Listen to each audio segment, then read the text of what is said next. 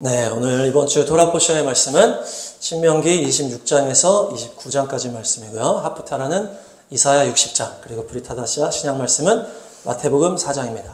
핵심 단어는 키타보입니다. 키타보. 자, 따라합니다. 키타보. 키타보. 들어가서라는 의미인데요. 원형은 보입니다. 보. 따라합니다. 보. 보는 들어가다, 가다, 오다 이런 의미가 있어요. 그래서 이것이 베트로 시작합니다. 베트로 시작하는데 베트는 여러 가지 의미들이 있는데 베트가 집이 있어요. 집. 바이트가 집인데요. 자, 따라합니다. 바이트. 이 집은 하나님의 집, 성전을 말합니다. 그리고 베트는 이제 아들을 또한 말해요. 그래서 벤이 아들이죠. 그래서 여기 오늘 군대 간 아들이 성전에서 이렇게 만났다. 그래서 하나님의 집, 성전에서 아들이 만났다. 오늘 너무 연결이 되는 거예요. 그래서 그리고 그래서 바이트 벤.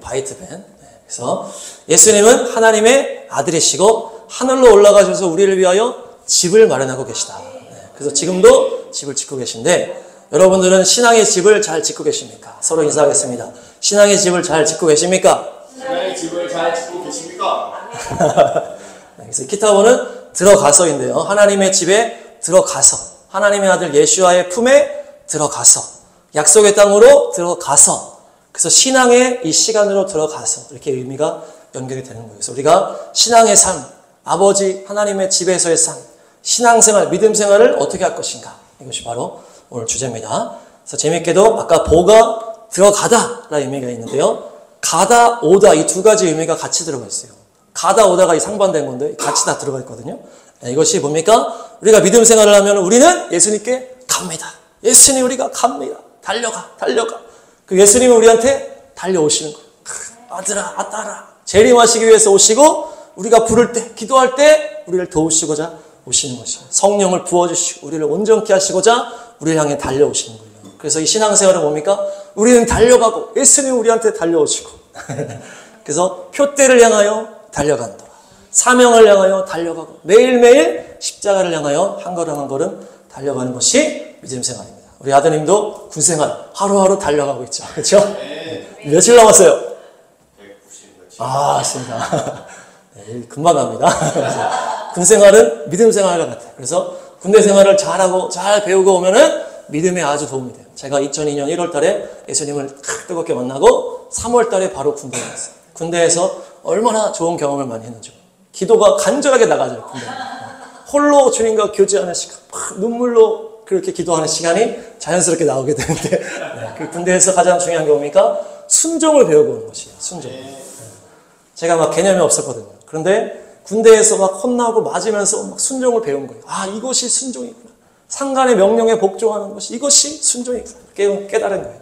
우리 아드님도 순종을 배우시기 축복합니다.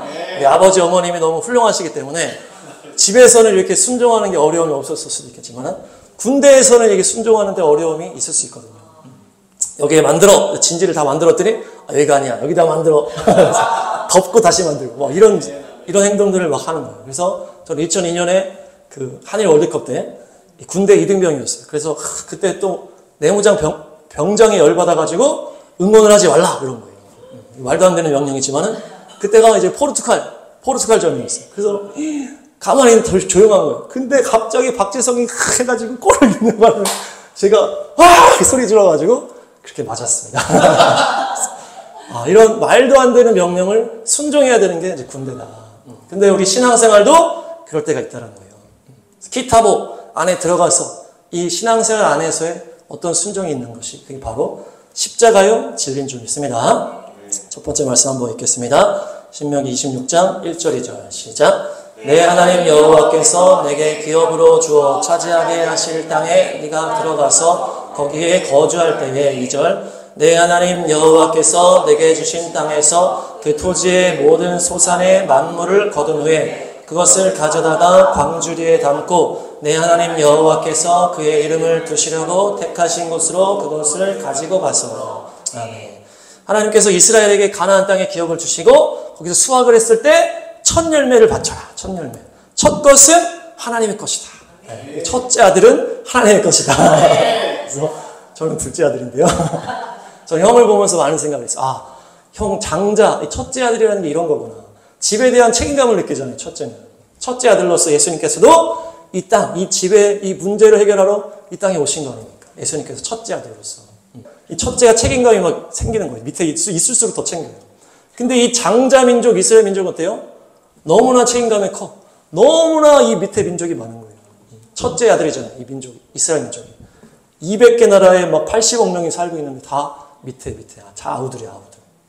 그러니까 이스라엘 민족은 첫째 민족이기 때문에 엄청난 큰 책임감이 있었던 것입니다. 얼마나 많은 고통을 그들이 당했습니까? 이 아우들을 다 살리느라고, 다른 민족들 다 살리느라고 고생하면서 복음을 완성한 것입니다.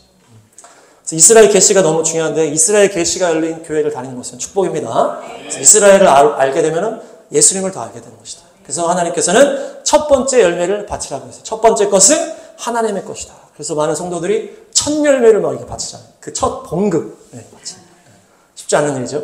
이것은 뭐예요? 하나님께서 내 삶의 첫째가 되십니다. 내가 하나님의 은혜로 이렇게 수확을 얻고 일을 하게 된 것입니다. 이 자유, 또 일하는 기쁨, 이 드릴 수 있는 믿음이 다 주님이 주신 것입니다. 그러면서 고백하는 것. 주님은 나의 최고봉이십니다. 자, 따라합니다. 주님은 나의 최고봉이십니다. 주님은 나의 최고봉이십니다. 그런 고백이 드려주시기 축복합니다. 이것이 바로 신앙의 기초라는 것이에요. 내 삶의 우선순위를 언제나 예수님께. 여자친구가 아니고 가족이 아니고 오직 예수님께 가장 먼저. 이것이 우선순위. 십계명의 나 외에 다른 신을 두지 말라는 것이 이것이 우선순위의 문제라는 거예요. 나에게 가장 최우선이 나에게 신이 되는 거거든요. 내 삶에 예수님이 가장 귀중한 분이라는 것이 우리의 삶에 넘치게 축복합니다. 아브라함이 받은 시험이 바로 이것이요. 100살의 그 사랑하는 아들 이삭을 받았잖아요. 너무 사랑하고 정신이 없는 아들한테 이것도 알려주고 저것도 알려주고. 오직 이삭에게만 마음이 팔려있으니까 하나님이 이삭을 바쳐라. 번제로 바쳐라. 죽이라는 거죠. 너의 우선순위를 보여라. 아브라함이 다음날 일찍 일어나서 데리고 가는 거예요.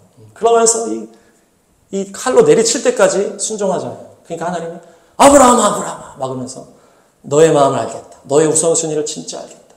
네가 나를 경외하는 것을 내가 알겠다. 경외라는 건 무엇입니까? 하나님을 내 삶에 최고로 하는 것이 바로 경외다. 경외. 예수님만을 사랑하시기 바랍니다.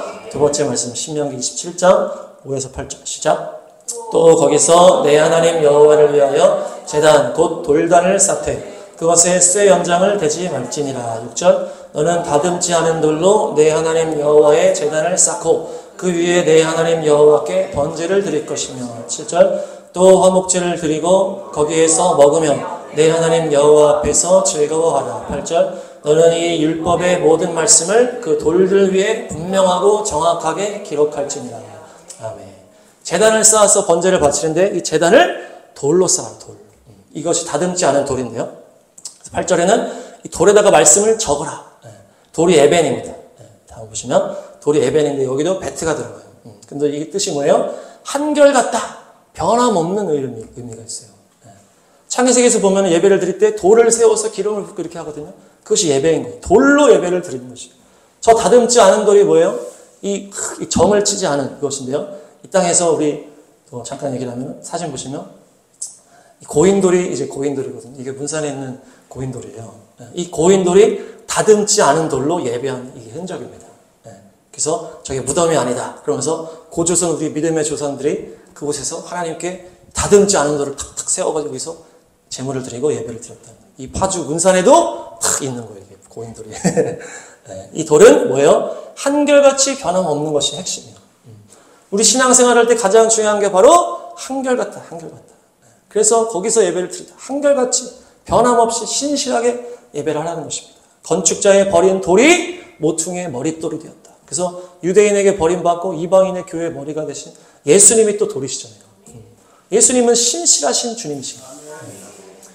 우리가 돌은 말 안 들을 때도 막 굳은 이렇게 표현되어 있지만은 여기서 이것은 뭡니까? 믿음이 변함이 없는 것을 말하는 거예요. 첫사랑을 회복해라.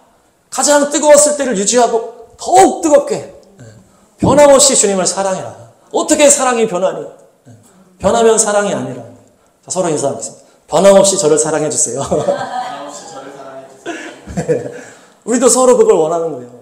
예수님도 우리를 그렇게 원하시죠. 변함없이 나를 좀 사랑해 주면 안 되겠니? 율법을 돌에 새겨라. 변함없이 말씀을 순종하면 안 되겠니? 변함없이 마음에 돌에 새기듯이 새겨라. 그래서 우리가 무덤의 비석에다가 이렇게 딱 세우잖아요. 이 무덤 비석에다가 이렇게 돌에다가 이제 이름을 새기잖아요. 무덤에. 뭡니까? 우리의 죄된 자아를 장사 지내고, 그렇죠? 우리의 죄된 자아를 죽이고 말씀 대신 예수님 반석에 탁 써가지고 그 말씀만 드러나는 그런 삶을 사시기 축복합니다. 그럴 때에 변함없이 믿음의 삶을 달려갈 수 있다. 변함없는 것이 중요한데요. 이것이 하나님의 구원의 경륜입니다. 다음 말씀 보시면 이사야 60장 1, 2절 하프타라 말씀 1, 2절 시작. 일어나라 빛을 발하라. 이는 내 빛이 이르렀고 여호와의 영광이 내 위에 임하였음이니라. 2절 보라 어둠이 땅을 덮을 것이며 캄캄함이 만민을 가리려니와 오직 여호와께서 내 위에 임하실 것이며 그의 영광이 내 위에 나타나리니. 아멘. 일어나라 빛을 발하라. 여호와의 영광이 너의 위에 임했다. 어둠이 땅을 덮고 캄캄함이 만민을 가리울 때 너의 위에 하나님의 영광이 임할 것이다. 이것이 뭡니까? 이 너가 누구예요? 예루살렘이요 이스라엘이에요. 온 세상이 어둠으로 차가는 이 종말의 때의 마지막 때에 이스라엘의 회복을 약속하신 말씀이 바로 이사야 60장 말씀입니다. 그래서 1948년에 이스라엘 나라가 회복이 되고 67년에 예루살렘이 회복이 되고 예수님 믿는 유대인들이 점점 많아지면서 열방에 알리야하면서 유대인들이 고토로 탁 돌아가고 있죠. 그러면서 엄청난 재정과 강력한 군대로 이 온 세상을 호령하고 있는 거죠. 점점. 이슬람 테러 단체를 막 혼내주면서 엄청난 축복의 땅이 되어가고 있다. 그것이 바로 이스라엘 나라와 예루살렘의 마지막 때의 축복인 것이 이 60장 말씀의 성취입니다. 특별히 하나님께서는 아브라함을 택하시고 한 민족을 택하셨잖아요. 이때부터 하나님은 구원의 경륜을 계획하셨어요. 그래서 아브라함, 다윗의 자손 예수야께서 유대인의 왕으로 따르시고 그러면서 십자가 복음을 완성하시고 이때 무엇이 필요한 거예요? 유대인의 눈이 가려지는 것이 필요해요. 자기의 메시아 예수님을 죽이고 그 복음이 완성돼서 이 복음을 통해서 이 모든 열방 가운데 이게 흘러가야 되는 거예요. 그래서 그때의 이방 민족들이 믿어서 구원받는 이 모든 것을 계획하신 것이에요. 물론 그 믿음에는 다 유대인들이 다 포함이 됩니다. 그러나 그들의 대부분의 유대인들의 눈이 가려지면서 이 복음이 완성된 이후에 어떻습니까? 예루살렘 성전이 파괴되고 그 예루살렘 그 이스라엘 땅이 완전히 황폐하게 되는 것입니다. 그렇게 유대인의 때가 끝나고 이방인의 때, 교회의 때, 선교의 때가 쫙 시작이 되는 것입니다. 이때 중요한 것이 무엇입니까? 이 유대인들이 이방인의 때가 끝날 때까지 그들의 민족성을 지켜야 되는 것이에요. 그들의 민족성을 이 이방인의 때를 통과하면서 끝까지 이것을 지켜내는 것이 포인트다. 중간에 흐려지면 안 되는 것이에요. 2000년의 이방인의 때를 이 민족성을 가지고 돌파를 해야 되는 것이에요. 중간에 없어져 버리면 곤란하죠. 2000년이 지난 다음에 다시 하나님이 회복시켜야 되니까. 그래서 하나님은 무엇을 준비했어요? 신실한 민족을 준비하신 거예요. 돌 같은 마음, 변하지 않는 민족을 준비한 것이 바로 이 구약의 말씀인 거예요. 하나님께서 이스라엘이라는 이름을 처음 준 사람이 바로 야곱입니다. 다음 보시면 아브라함, 이삭, 야곱 이렇게 했을 때 아브라함은 하나님 아버지의 마음이잖아요. 그 아들을 죽이려고 하는 그 아버지의 마음을 계시하는 삶을 살았고 이삭은 그 아버지 앞에 순종하면서 이 제단 앞에 나아간 예수님의 이 그 삶을 계시하는 삶이었고 이 야곱은 바로 이스라엘을 계시하는 삶이었다. 그 3대로 태어난 인물이 야곱인데요. 이 야곱은 어떤 인물입니까? 끝까지 물고 늘어진 인물이에요. 태어날 때도 형이 먼저 나가려고 하니까 발목 잡고 늘어지잖아요. 발꿈치 잡고 나왔잖아요. 그래서 이름이 발꿈치다. 그래서 이 발꿈치가 속이는 이런 의미가 있는 거죠. 그래서 결국 아빠를 속여서 장자의 축복을 야곱이 받고야 마는 거예요. 그렇지만 이것이 뭐가 있었어요? 팥죽으로 형한테 샀잖아요. 팥죽 형이 막 배고프니까 팥죽 주면서 장자권 줘. 그래가지고 산 거죠. 네. 정당한 절차를 밟았어요. 네. 그렇지만 어쨌든 계속 틈을 노리고 있었잖아요. 네. 형이 배고플 때 장자권을 사자. 네. 내가 이 축복을 받겠다. 이렇게 하는 거예요. 네. 그래서 야곱은 장자의 축복을 받아내고야 말았다. 네. 결혼할 때도 어떻게 합니까? 끝까지 이 사랑하는 이 라헬을 얻기 위해서 막 끝까지 내가 참는 거예요. 그러면서 7년을 기다렸다가 결혼하려고 했는데 또 삼촌 라반이 속여가지고 레아를 줬잖아요. 첫째. 레아. 그래서 이게 뭡니까? 그랬더니 7년을 더 일해라. 그래가지고 14년을 일하면서 라헬을 받은 거예요. 물론 라헬은 7일 후에 받았습니다. 7일 후에 라헬을 받고 그 이후에 7년을 이제 대가지불을 한 거죠. 어쨌든 이 야곱은 어떤 스타일이에요? 물고 늘어지는 스타일이에요. 물고 늘어지. 결정적으로 이 마지막 오디션이 뭐예요? 하나님이랑 씨름할 때. 얼마나 끈질긴지. 씨름을 하는데 하나님을 놓지 않는 거예요. 놓지 않는. 다리가 부러질 때까지 끝까지 붙드는 거예요. 그러면서 그 하나님의 얼굴에 그 분야의 축복을 받아냅니다. 그때 이스라엘이라는 이름을 주신 거예요. 말씀 보겠습니다. 창세기 32장 28에서 30 시작. 그가 이르되 내 이름을 다시는 야곱이라 부를 것이 아니요 이스라엘이라 부를 것이니 이는 네가 하나님과 및 사람들과 겨루어 이겼음이니라. 29. 야곱이 청하여 이르되 당신의 이름을 알려주소서. 그 사람이 이르되 어찌하여 내 이름을 묻느냐 하고 거기서 야곱에게 축복한지라. 30. 그러므로 야곱이 그곳 이름을 분엘이라 하였으니 그가 이르기를 내가 하나님과 대면하여 보았으나 내 생명이 보존되었다 함이더라. 네. 이 장자 민족의 이름이 이 순간에 딱 주어진 거예요. 이 민족의 사명이 뭔지 느낌 오십니까? 끝까지 버티는 민족이 되어야 된다. 너희는 이방인의 때를 끝까지 돌파해야 되는 민족이라는 거예요. 신실함이 사명인 이 민족이에요. 근데 이들이 어떻게 합니까? 출애굽하고 언약식하는 이 하나님과의 이 결혼식 지나자마자 금송아지 넘어져 버리잖아요.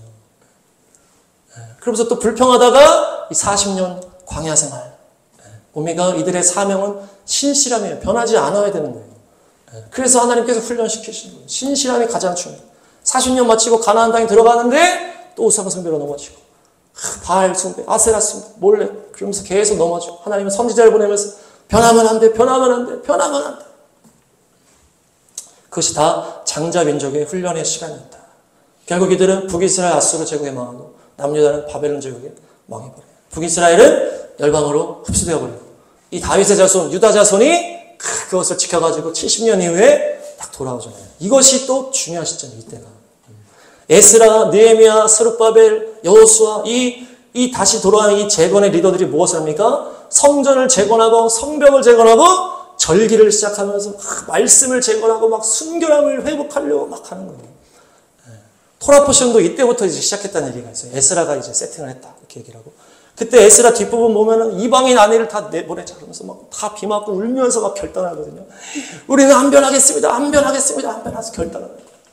이방인 아내를 내보내면서 자녀까지 막 내보냈다 이런 거예요. 이 신실함을 이때 완성하시고 이 장자 민족이 이렇게 완성이 된 거예요. 그 다음에 메시아이신 예수님이 오신 것입니다. 그러면서 이들의 눈가기가 가려져 버리는 거예요. 이사야의 예언대로. 그렇죠? 유대민족은 자신의 메시아 예수를 죽이면서 십자가의 그 복음을 완성하면서 민족적 사명을 감당하게 된 것이죠. 그리고 그 열방으로 흩어진 것입니다. 그런데 어떻습니까? 1900년 후에 이들이 끝까지 유대인의 정체성, 하나님, 여호와 하나님을 섬기는 그 정체성을 유지한 채 마지막 때를 맞이하게 된 것입니다. 그러면서 그들이 이스라엘 고토로 돌아오면서 시온을 세우면서 이렇게 와서 하나님의 이 회복의 역사에 동참하게 된 것입니다. 하나님의 신실함의 열매요, 이들의 신실함의 열매가 바로 1948년 이스라엘 나라의 회복인 것입니다. 네. 야곱의 자손 변함없는 이 신실함의 민족이 그 형벌의 때를 돌파한 것이에요. 그래서 주님께서 이제 이 갑절의 형벌이 끝났다. 내 백성을 위로하라. 말씀하시는 이사야 40장. 이사야 40장 1, 2절. 시작. 너희의 하나님이 이르시되 너희는 위로하라. 내 백성을 위로하라. 2절. 너희는 예루살렘의 마음에 닿도록 말하며 그것에게 외치라. 그 노역의 때가 끝났고 그 죄악이 사함을 받았느니라. 그의 모든 죄로 말미암아 여호와의 손에서 벌을 배나 받았느니라 할지니라 하시니라. 첫째 장자 민족을 사명으로 복음을 완성하고 눈과 귀가 가려져 열방에 흩어졌지만은 그들이 끝까지 믿음을 지켜서 유대의 민족성을 지키고 다시 회복된 나라. 이 나라가 바로 돌의 민족 이스라엘이었어요. 우리가 이스라엘 축복하고 이 마지막 때 이스라엘을 기억하면서 이스라엘을 기억할 때 우리가 중요한 게 뭐예요? 변함없는 신앙, 신실한 신앙. 마지막 때가 점점 다가오면서 이 코로나 이후에 이 마지막 때가 더 열렸잖아요. 또 우리나라는 막 계엄 이후에 이런 게 더 이 어떠한 안 좋은 아픈 상황이 오더라도 내 믿음을 지키겠다라고 하는 그것이 바로 유대인의 신앙의 유산을 우리가 먹는 것이고 그것이 온전한 신앙의 바탕이라는 것입니다. 순교 신앙, 이것이 바로 적그리스도의 마지막 때를 돌파할 수 있는 것입니다. 이렇게 해서 천년왕국의 왕으로 승리하시길 축복합니다. 세 번째로 6절 같이 보시면 신명기 27장 6절 시작. 너는 다듬지 않은 돌로 내 하나님 여호와의 제단을 쌓고 그 위에 내 하나님 여호와께 번제를 드릴 것이며. 다듬지 않은 돌인데요. 연장을 대지 않은 것도 말하지만은 다음 보시면 이 원어로 샬렘이에요. 샬렘. 완전한, 안전한 이 평화, 샬롬 이것을 말하는 단어잖아요. 그래서 깎지 않은 거지만 또 무슨 의미가 있다? 완전하다라는 의미가 있는 거예요. 부족함이 없이 완전한 샬렘. 그래서 우리가 신앙생활 할 때 목표가 뭡니까? 완전함이에요. 완전함. 그리스도의 장성한 분량이 우리의 목적인 것입니다. 에베소 4장 13절 다 보시면 시작. 우리가 다 하나님의 아들을 믿는 것과 아는 일에 하나가 되어 온전한 사람을 이루어 그리스도의 장성한 분량이 충만한 데까지 이르리니.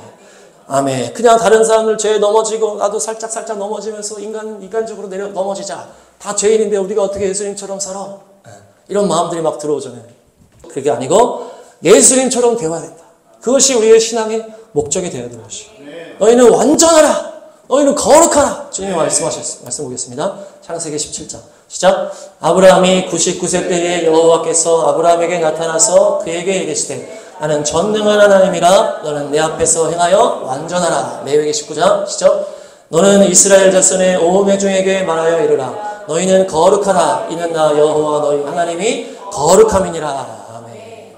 자녀는 부모를 닮는 거잖아요. 주님이 완전하시고 전능하시고 거룩하시기 때문에 우리가 주님의 자녀로서 완전하고 거룩한 삶을 살아가야 됩니다. 그래서 우리 신앙에 멈춤이 없는 거잖아요. 멈춤이 없어. 우리의 십자가, 순교, 그것까지 계속 가는 것입니다. 계속 레벨업이 돼야 되는 것이에요. 그렇죠? 계속 성장해야 된다. 그래야 우리가 실족하지 않는다. 다윗왕이 여유 부리다가 이렇게 전쟁 안 나고 늦잠 자고 저녁에 지붕 올라가지고 음란물 보다가 간음에 살인에 막 넘어지잖아요. 그러니까 계속 전진하면서 믿음으로 사랑으로 주님을 향한 열정으로 계속 나아갑니다. 하나님의 얼굴을 향한 열정, 예수님을 향한 열정으로 나아가야 되는 것이죠. 예수님을 더 사랑하시기 축복합니다. 내가 전 세계에서 가장 예수님을 사랑하겠노라. 저희 사모랑 저랑 데이트를 할 때 사모가 저한테 물어봤어. 예수님을 얼마나 사랑하세요? 제가 뭐라고 했을까요? 당신이 예수님을 사랑하는 것보다 더 예수님을 사랑합니다. 서로 막 경쟁. 내가 더 사랑해. 막. 그러다 보니까 이렇게 개척교회까지. 예수님을 더 사랑할 수밖에 없는 이 상황으로 주님이 우리를 인도하셨어요. 우리 아드님도 나중에 결혼할 여자를 만나고 꼭 물어보세요. 예수님을 얼마나 사랑하십니까? 우리 같이 예수님을 사랑합시다. 이렇게. 군대에도 계급이 있잖아요. 이등병에서 병장, 또 하사에서 원사, 또 소위에서 장군까지 쫙 계급이 쫙 있거든요. 우리도 계속 올라가야 돼요. 계속. 올라. 이렇게 가는 거예요. 그래서 장군이 되고 별이 달고 별을 넘어서 태양까지 가야 되는 거예요. 계시록 12장에 보니까 시작. 하늘에 큰 이적이 보이니 해를 옷 입은 한 여자가 있는데 그 발 아래에는 달이 있고 그 머리에는 12별의 광을 썼더라. 아멘. 이것이 12장에 나오는 여인이 예수와 아들을 딱 낳는 이런 장면인데 이것이 바로 이스라엘. 이 해를 옷 입은 여자가 지금 이스라엘이거든요. 해의 수준까지 올라가잖아요. 해의 수준. 이스라엘이 그런 수준이라는 거죠. 그래서 고린도전서 15장 부활장에 보니까 해의 영광, 달의 영광이 나오거든요. 시작. 해의 영광이 다르고 달의 영광이 다르며 별의 영광도 다른데 별과 별의 영광이 다르도다. 죽은 자의 부활도 그와 같으니 썩을 것으로 심고 썩지 아니할 것으로 다시 살아나며. 아멘. 해의 영광, 달의 영광, 별의 영광, 별과 별의 영광. 우리의 목표는 해까지 가서 해까지. 해가 등장하면 어떻습니까? 어둠이 확 달아나 버리죠. 별은 어때요? 어둠 속에서 반짝반짝 빛나지만은 그렇게 하여튼 반짝반짝 빛나긴 빛나지만은 그 정도는. 근데 달은 어때요? 그 다음 달은 또 어둠이지만은 환하게 비춰줘요. 오늘 또 뭐 환하게 보름달이라고 하는데 태양은 어떻습니까? 태양이 뜨는 순간 어둠이 달아나 버리죠. 예수님이 나타나니까 귀신들이 다 떠나가 버리는 거예요. 그 정도의 수준이 바로 해 수준. 해 수준이 되시길 축복합니다. 당장 안 되더라도 한 걸음씩 한 걸음 주님을 향해서 온전함을 향해서 달려가시길 축복합니다. 무디를 보겠습니다. 무디. D.L. 무디라고 이 전도자인데요. 신앙의 이 돌파의 순간들이 많은 분이에요. 제가 이제 보니까. 그래서 우리가 신앙생활하면서 처음 뜨겁게 주님 만나고서 그냥 그 정도로 계속 유지하다가 그냥 근근하게 사시는 분들이 많은데 이분은 어때요? 한번 만나고 또 만나고 뭐 계속 이렇게 이런 게 있더라고요. 1837년에 믿음의 가정에서 태어났어요. 이분이. 5학년 때 아버지가 돌아가십니다. 그러면서 이제 이 가정이 어려우니까 공부도 못하고 일을 막 하는 거예요. 그러다가 구두방에서 일해요. 구두방에서 막 하여튼 열심히 일하는데 그 당시에 이제 주일학교 1855년이에요. 18살쯤.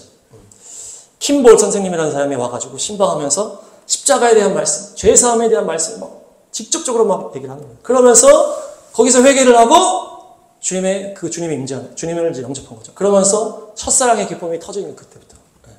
그러면서 주님 만난 기쁨을 막 전도를 하면서 어린이 전도를 막 하는데 12명에서 1000명을 만들었어요. 이 무디가 전도를 하면서 12명이었는데 1000명을 만들었어요. 그렇게 막 하다가 어떤 선배 사업가가 딱 죽고 히버트라는 사람이 몸이 너무 안 좋은데 같이 이렇게 일하는 사람이었는데 이 사람이 이 몸이 안 좋은 상태에서 막 거의 막 불치병 그런 상황에서도 아이를 찾아가가지고 이 아이를 막 해가지고 이 아이를 끝까지 회개시키는 장면을 이 무디가 옆에서 본 거예요. 그래서 인원 불리는 게 중요한 게 아니구나. 한 명이 회개해서 온전하게 주님 앞에 세워지는 것이 중요하구나. 이러면서 또 회개하면서 또 변화되는 거예요. 이때부터 이제 교회 학교라는 말이 생겼던 겁니다. 그러면서 부흥 전도 집회를 막 하다가 34살쯤에 막 전도 집회하고 있는데 어느 3명의 이제 여인이 와가지고 또 3명이 이렇게 천사같이 오셨는데 3명의 여인이 와서 무디 당신을 위해 우리가 기도하겠습니다. 딱 이러니까 무디가 난 예수님도 잘 믿고 복음도 잘 전하고 있는데 왜 나를 위해 기도하시오? 다른 사람을 위해 기도하시오. 이렇게 하니까 왜 기도한다가 당신의 설교에 성령의 권능이 더 부어지도록 우리가 기도하고 있습니다.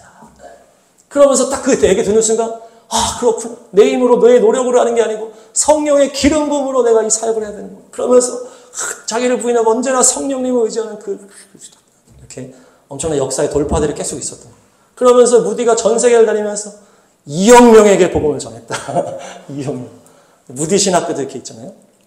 또한 무디가 얼마나 겸손했는지 헨리 무어하우스라는 설교자한테 딱 이렇게 설교를 듣다가 하나님의 사랑에 대한 설교를 딱 듣는데 내가 또 설교를 너무 정죄하는 설교를 했구나. 하나님의 사랑을 또 깨닫고 또 회개하고 스펄전 목사님 만나가지고는 저분은 이렇게 박학다식한데 나는 너무나 빈약하구나. 또 내가 너무 허술하다. 또 주님 앞에 엎드려 기도하고 회개하고 이러면서 계속 회개하고 주님 앞에 엎드려 계속 겸손히 이렇게 하는 거예요. 그러니까 1899년 11월에 마지막 집회를 인도하고 한 달 후에 소천하시는데 62세로 소천하시는 거예요. 62세면 좀 짧고 굵게 소천하시는 거예요. 얼마나 겸손한지 나는 목사 한 수도 안 받고 그냥 평신도 전도자로만 남겠습니다. 내 명예 이런 걸 다 거부하시는 거예요. 그러면서 언제나 다른 사람을 자기보다 낫다 이렇게 여기는 거예요. 그러면서 언제나 겸손하게 회개하면서 주님 앞으로 이렇게.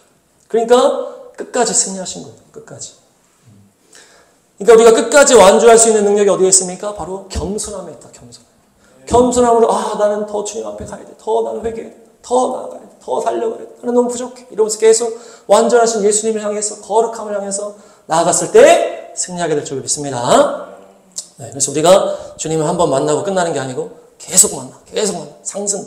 네, 우리 상승 부대. 저희가 최근에 상승 전망대 갔었어요. 여름 이제 수련회 이렇게 해가지고. 그래가지고 갔는데, 네, 여기 상승 이제 전망대인데, 상승 전망대에 갔더니 하나님이 어떤 새를 보여주셨는데 새가 바람을 타고 막 올라가는 거예요. 이렇게. 위로 막 올라가. 이렇게. 쭉 나서는 위로 막 올라가는 걸 우리가 봤어요, 거기서. 네. 그리고 거기에 보니까 뭐가 있어요? 땅굴이 있는 거야, 땅굴. 그러니까 하나님 무슨 말씀 하시는 거예요? 너 상승하기를 원하니 더 깊이 내려와야 돼. 땅굴로 들어와. 나와 더 깊이 교제해야 돼. 바위 틈 은밀한 곳으로 들어가서 나와 교제하고 깊은 사귐 가운데 있어야 네가 네 영혼이 상승하는 거야. 이렇게 주님이 말씀하시는 거예요. 그래서 우리가 무디와 같이 주님 만나고 또 만나고 더 뜨겁게 만나고 더 변화되고 더 새로워지고 더 온전해지고. 아브라함도 보니까 12장에 주님 만나서 따라가기 시작한 다음에 7번의 주님을 뜨겁게 만난 장면들이 나와요. 근데 아브라함은 그때만 예배한 게 아니고 계속 매일매일 예배했거든요. 근데 그 강력한 하나님을 만나는 역사들이 그 평생 동안에 7번이나 있었던 거예요. 우리도 더 7번, 10번 더 뜨겁게 또 변화되고 계속 나오는 거예요. 그렇게 했을 때 믿음으로 승리할 줄로 믿습니다.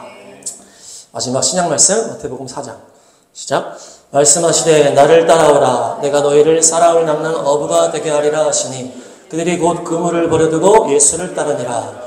21절 거기서 더 가시다가 다른 두 형제 곧 세베대의 아들 야고보와 그의 형제 요한이 그의 아버지 세베대와 함께 배에서 그물 깁는 것을 보시고 부르시니 22 그들이 곧 배와 아버지를 버려두고 예수를 따르니라. 네. 우리가 신앙생활을 잘 승리하기 위해서는 사명의 길에 들어가야 됩니다. 사명의 길. 사람을 낚는 어부가 되게 하겠다. 그들이 그물을 버리고 예수님을 따라가잖아요. 그 12명의 제자 중에 핵심 멤버들이 여기서 나오는 거예요. 베드로, 야고보, 요한. 이들이 강력한 주님의 부르심 따라서 변화산에도 가고 죽은 자를 살리는 데도 가고 베드로는 바다 위도 걷고 하잖아요. 그러면서 사명의 길을 따라갈 때 완주를 하는 것이. 이 사명이라는 것은 그냥 무조건 선교사, 목사 이것만 사명이 아니고 내 삶의 사명이 무엇인지 그것이 중심이 돼서 내 믿음을 끌어가는 것이 필요하다. 전도가 사명인 사람이 있어요. 그래서 막 전도 잘하는 사람. 헌금이 사명인 사람 축복받아 돈 벌어서 막 헌금하면서 목사님 마음대로 하세요. 이런 성공. 또 기도가 사명인 사람은 기도하면서 막 교회에서 자면서 계속 기도하고 중보하고 기도하고 막 이렇게. 또한 이스라엘 막 축복하는 이 이스라엘 사명받은 사람도 있고 어떤 영역에서는 하나님의 정치에서도 막 하나님의 일을 링컨 같은 사람은 노예 해방을 위해서 이렇게 쓰임받고 또 우리나라 또 계엄이에 또 막 보수 우파 젊은 사람 믿음의 사람들 일어나가지고 막 공산주의와 싸웁시다 이런 사람들 있고 그러니까 이스라엘의 축복받은 사람들은 또 막 우리나라는 어떻습니까? 1948년 이스라엘과 같은 해에 이 나라가 회복되면서 이스라엘의 사명이 있는 나라인 줄 믿습니다. 그래서 초대 대통령 이승만 대통령의 영부인이 유대인이잖아요.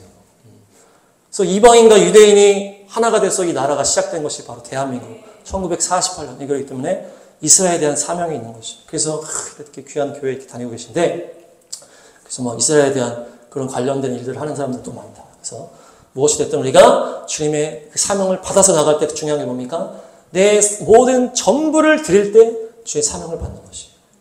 제자들이 어땠어요? 그물과 아버지를 버려두고 예수를 따르니라. 이 사명자의 기본이 충성이기 때문에 내가 전부를 드리겠습니다 하면 주님께서 사명을 맡겨주시는 것입니다. 그러면 그 사명이 그 사람의 믿음을 이끌어가는 것입니다. 사명이 우리를 살리는 것이 끝까지 돌파할 수 있는 능력이 그 사명을 담당할 때 부어지는 줄로 믿습니다. 그래서 우리가 사명을 향해 다 함께 달려가시면서 천년왕국의 상속자로 승리하게 될 줄로 믿습니다. 정리하겠습니다. 키타보는 들어가서 근데 들어가다 이 믿음의 생활을 시작하는 것입니다. 그래서 바이트가 집이고 벤이 아들이. 그래서 예수님 그 안으로 들어가 주님의 그 교회 안에서 믿음 생활하는 것이 무엇이냐. 가다 오다. 우리는 예수님 향해 달려가고 예수님 우리를 향해 달려오시고 그것이 신앙생활인데 첫 번째는 수확물의 첫 열매를 바쳐라. 바로 최우선순위가 예수님이 되어야 된다. 그래서 하나님을 경외하는 것은 내 삶의 최우선순위를 드리는 것이다. 두 번째는 돌로 제단을 만들어라. 이 돌은 에벤인데 변함이 없는 신앙. 그것의 대표가 바로 이스라엘 나라입니다. 구원의 경륜을 완성하기 위해 이들이 신실함으로 준비되고 이 이방인의 때를 또한 신실함으로 돌파했다. 지금은 축복의 때를 또 가고 있다. 변함없이 예수님을 사랑하자. 세 번째는 다듬지 않은 돌은 원하는 샬렘, 완전함을 요구하신다. 내가 거룩하니 너희도 거룩하라. 내가 완전하니 너희도 완전하라. 그래서 예수님을 향한 그 주님의 장성한 분량을 목표로 우리가 나아가는 거예요. 그래서 별에서, 달에서, 태양의 영광을 향해서 계속 거룩하게 또한 우리와 같이 겸손하게 더 깊이 주님을 알아갈 수 있도록 더 바이트 은밀한 곳으로 들어갔어. 온전한 주님의 그 얼굴 안에서 승리하게 될 때 또 우리에게 사명을 주시고 그 사명이 우리를 온전한 믿음으로 이끌어 가십니다. 사명받기 위해서는 전부를 주님께 드려라. 그랬을 때 성령께서 우리를 이끄셔서 온전한 승리자가 될 줄로 믿습니다.